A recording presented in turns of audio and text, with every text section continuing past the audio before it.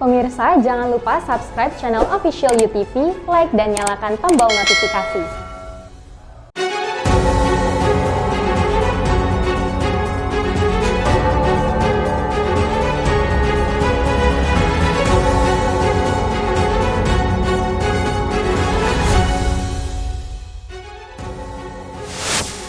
Polisi menggerebek kantor perusahaan pinjaman online ilegal di Green Lake City, Tangerang, Banten pada Kamis 14 Oktober.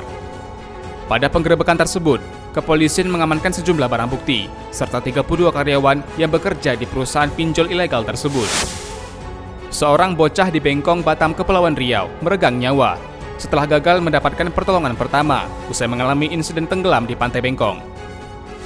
Peristiwa mahasiswa yang merupakan pendemo pada HUT Tangerang dibanting kepolisian berpotensi melanggar HAM dan tidak sesuai dengan prinsip-prinsip HAM.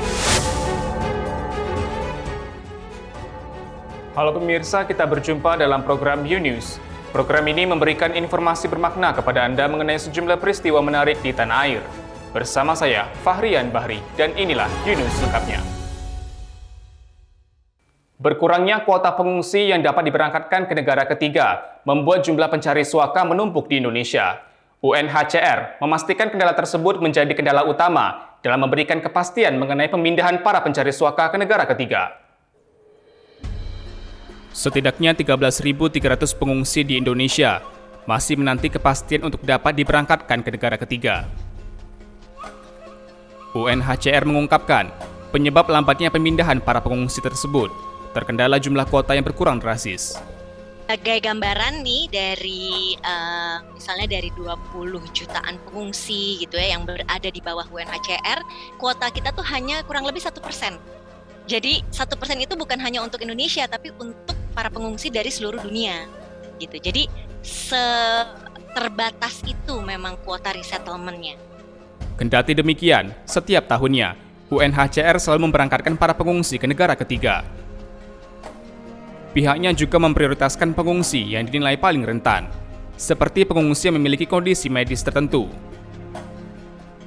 Selama 2021, UNHCR telah memindahkan lebih dari 300 pengungsi di seluruh Indonesia menuju negara ketiga. Kalau Malaysia itu sudah lebih dari 150.000 atau 160.000, mereka udah 170.000. Di Filipina juga kayaknya sekitar 90.000. Kalau Pakistan atau Bangladesh yang ditanya mereka sudah lebih dari 1 juta jumlahnya. Gitu. Jadi memang untuk Asia Pasifik kita termasuk yang paling sedikit jumlah. Selama menunggu kepastian, UNHCR juga telah menjalin koordinasi dengan pemerintah Indonesia untuk menjalankan sejumlah program pemberdayaan dan peningkatan kemampuan untuk para pengungsi. UNHCR juga mengatakan telah menyediakan layanan konseling untuk para pengungsi yang ingin mendapatkan pendampingan psikologis. Dari Tanjung Pinang, Kepulauan Riau, Muhammad Khairuddin, UTV mengabarkan. Polisi menggerebek kantor perusahaan pinjaman online ilegal di Green Lake City, Tangerang, Banten pada Kamis 14 Oktober. Pada penggerebekan tersebut, kepolisian mengamankan sejumlah barang bukti serta 32 karyawan yang bekerja di perusahaan pinjol ilegal tersebut. Sindikat pinjaman online ilegal di Green Lake City dan sejumlah wilayah di Jakarta menjadi sasaran penggerebekan Polda Metro Jaya. Pada penggerebekan ini, terdapat 13 aplikasi milik PT Indotechno Nusantara yang 10 diantaranya diduga ilegal. Selain itu, kepolisian juga mengamankan 32 orang yang merupakan karyawan dan pimpinan PT Indotechno Nusantara untuk dimintai keterangan lebih lanjut. Kabid Humas Polda Metro Jaya Kombes Pol Yusri Yunus mengungkapkan, penggerebekan ini berawal dari laporan warga yang mulai resah dengan keberadaan pinjaman online. Maraknya aktivitas pinjaman online kerap kali berakhir buruk bagi para peminjamnya. Beberapa kondisi merugikan dialami para peminjam, seperti tagihan yang membengkak dari nominal awal peminjaman hingga ancaman keselamatan dari para penagihnya. Praktik ini belakangan menjadi perhatian kepolisian, dikarenakan semakin banyaknya aduan masyarakat yang menjadi korban praktik ilegal ini. Zuriat Agung Nugraha, UTV, mengabarkan. Pemerintah Kota Tanjung Pinang melarang warganya untuk memarkirkan kendaraan di sisi pelantar penyeberangan Pulau Penyengat. Beban kendaraan yang diparkirkan dinilai penyebab kerusakan pelantar tersebut.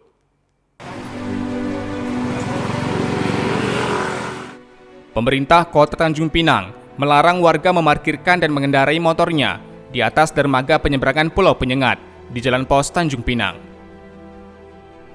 Larangan parkir ini diberlakukan semenjak terjadi kerusakan di struktur dermaga. Pemerintah Kota Tanjung Pinang mengaku baru akan merenovasi struktur dermaga penyeberangan Pulau Penyengat pada 2022. Kepala Badan Perencanaan Pembangunan, Penelitian dan Pengembangan Tanjung Pinang, Suryadi mengatakan pihaknya telah merencanakan perbaikan struktur dermaga tersebut. Di tahun depan strukturnya kita tangani. Minimal strukturnya dulu, jangan sampai terjadi hal lain tidak kita inginkan. Soalnya di DAK kita sudah mengusulkan untuk trestelnya, kemudian dermaga atasnya, tapi nanti apapun dinas PU kita akan menangani struktur. Ia menuturkan pihaknya juga berkoordinasi dengan pemerintah Provinsi Kepri terkait penanganan dermaga tersebut, lantaran terdapat bagian dermaga yang merupakan aset Pemprov Kepri. Berdasarkan hasil analisa struktur, dermaga tersebut tidak layak mendapatkan beban tetap.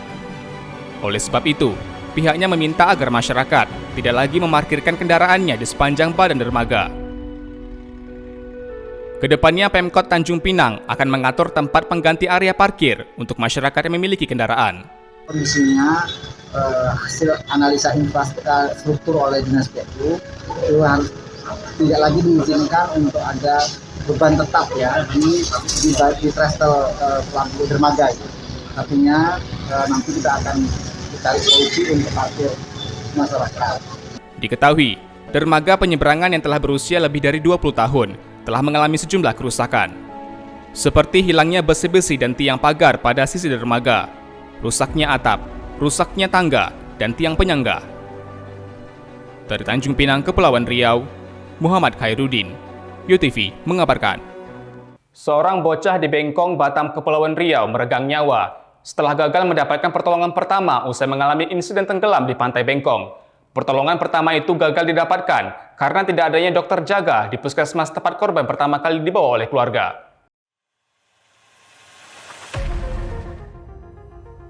Korban tenggelam di pantai Bengkong meregang nyawa karena terlambat mendapatkan pertolongan pertama di puskesmas tempat korban pertama kali dibawa keluarga. Dalam video viral yang beredar luas di media sosial, diketahui korban dibawa ke UGD Puskesmas Tanjung Buntung, Bengkong, Batam. Namun naas, tak ada satupun dokter jaga yang berada di fasilitas kesehatan tersebut, sehingga korban tenggelam terlantar selama sekitar 1,5 jam lebih.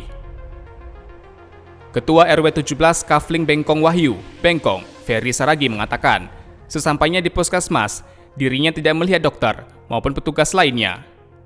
Hanya terdapat satu orang yang berjaga di meja resepsionis. Petugas itu mengaku kalau ia seorang bidan. Setelah membaringkan korban di kasur, Ferry meminta bidan untuk menghubungi dokter. Namun beberapa kali bidan tersebut menghubungi dokter jaga, tetapi tidak mendapat respon dari dokter tersebut. Dari pengakuan Ferry, korban hanya diberikan oksigen dan tidak diberikan tindakan oleh petugas puskesmas. Padahal korban sempat terlihat masih menggerakkan matanya. Keluarga yang panik berencana membawa korban ke rumah sakit. Namun supir serta kunci ambulans tak kunjung ditemukan, sehingga Ferry terpaksa kembali ke kediamannya terlebih dahulu untuk mengambil mobil, membawa korban ke rumah sakit. Sesampai di rumah sakit, korban dinyatakan telah meninggal dunia sekitar 1 jam yang lalu. Kalau ini ya, kalau saya flashback perjalanan yang kita ini ya, dari pengakuan dokter RSBK, meninggalnya 1 jam yang lalu. Sebelum dibawa ke rumah sakit. Sebelum dibawa ke RSBK. Jadi RSBK mengatakan ini meninggalnya Pak sekitar 1 jam yang lalu. Buntut dari kejadian itu, Kepala Puskesmas Tanjung Buntung, Suryati, resmi dicopot Wali Kota Batam dikarenakan adanya penelantaran korban tenggelam di puskesmas yang ia pimpin. Dari Batam, Kepulauan Riau, Alamuddin, UTV mengabarkan. Karet peredam benturan kapal di Pelabuhan Perintis, Natuna, Kepulauan Riau rusak hingga mengakibatkan kapal motor penumpang tak dapat bersandar dan terpaksa menurunkan penumpang di tengah laut.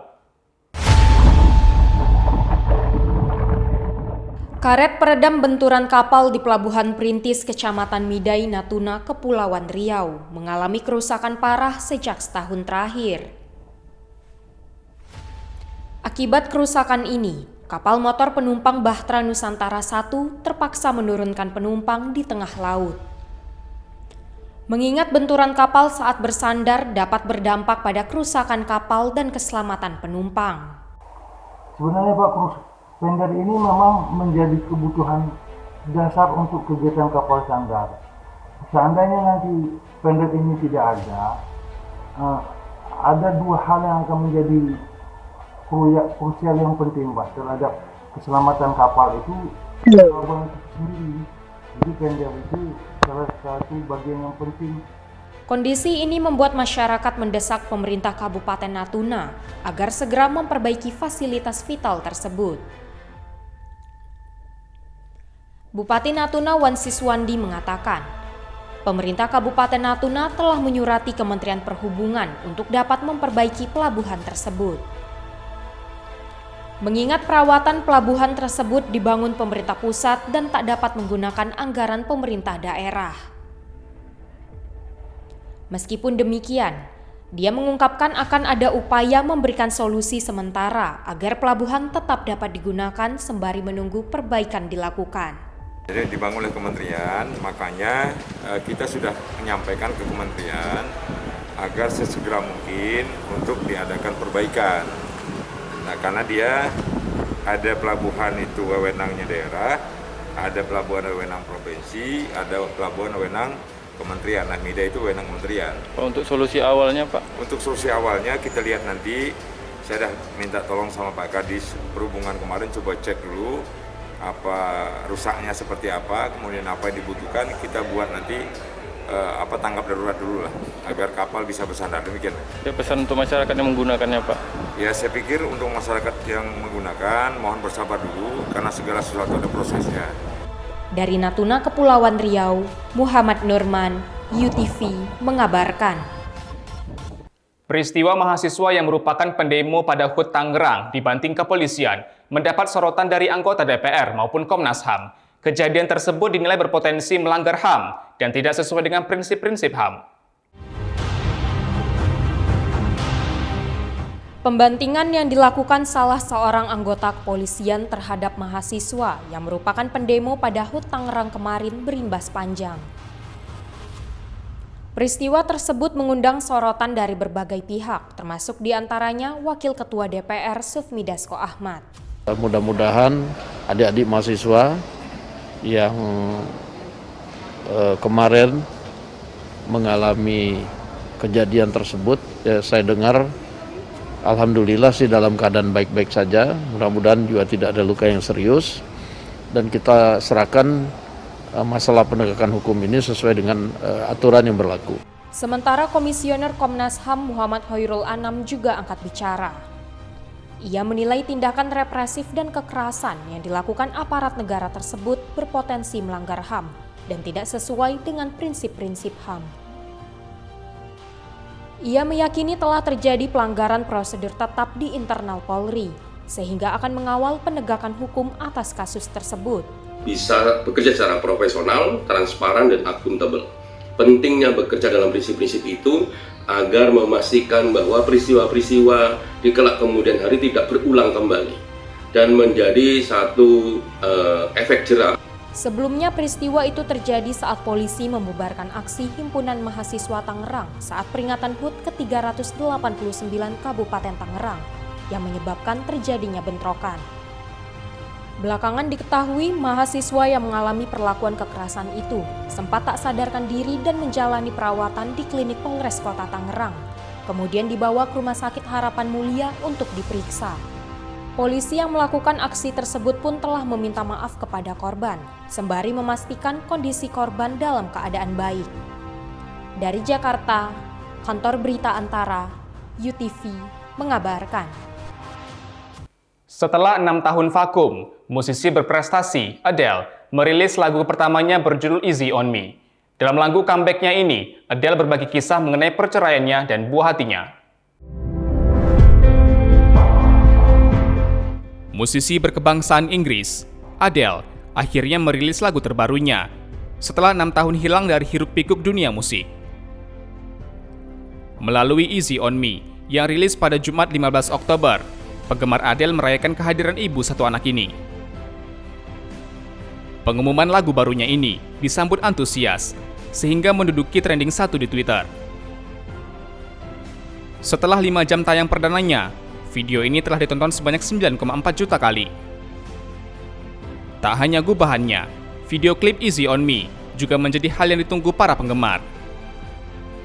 Digarap oleh sutradara Xavier Dolan, nuansa video dikemas dengan monokrom dan bertransisi menjadi berwarna. Fahrian Bahri, UTV mengabarkan. Seorang perajin seni lukis dan dekorasi di Bantul, Yogyakarta menghasilkan puluhan juta dari karya seninya, membuat replika robot transformer dari onderdil motor bekas. Siapa sangka, onderdil motor bekas dapat disulap menjadi robot-robot berukuran raksasa yang bernilai ekonomi, bahkan diperdagangkan hingga ke Eropa. Di Bantul, pria bernama Eri Sudarmono merupakan sang kreator dari puluhan unit robot-robot raksasa ini. Di bengkel seni inilah, di Pedukuhan Kauman, Kelurahan Gilang Harjo, Kecamatan Pandak, Eri telah menyelesaikan 30 unit robot dengan berbagai ukuran. Mulai dari 1,5 meter hingga 3,5 meter. Perjalanan membuat robot ala film Transformer ini dimulai pada awal 2021 lalu. Ketika usahanya yang bergerak di bidang seni lukis dan dekorasi mengalami penurunan pesanan akibat pandemi COVID-19. Eri kemudian memiliki ide membuat robot. Memanfaatkan onderdil motor bekas, ia membangun robot pertamanya dengan memanfaatkan koleksi motor bekas yang ada di bengkel seninya. Untuk membuat robot replika dengan tinggi 3,5 meter, berbobot 350 kg, Eri membutuhkan 5 hingga 8 motor bekas. Teman itu dari Jerman, itu juga pesan mas. Pesan itu yang pengennya tinggi itu 3,5 meter. Itu juga senang dari sana tuh, langsung laku, terus pesan lagi. Itu di Jerman tuh sempat 4 robot yang saya bikin. Cina juga pesan pertama 10, terus 20 ini. Dalam 1 bulan, Eri dibantu 12 orang pekerja, mampu menyelesaikan 5 hingga 7 replika robot berukuran besar. Sementara untuk 1 unit robot seukuran 3,5 meter, Eri membandrol harga mulai dari 25 hingga 60 juta rupiah, tergantung tingkat kerumitan dari proses pembuatannya. Dari Bantul, Daerah Istimewa Yogyakarta, Kantor Berita Antara, UTV mengabarkan. Terima kasih telah menyaksikan informasi yang kami sajikan. Tetap saksikan Yunus selanjutnya. Salam sehat, sampai jumpa.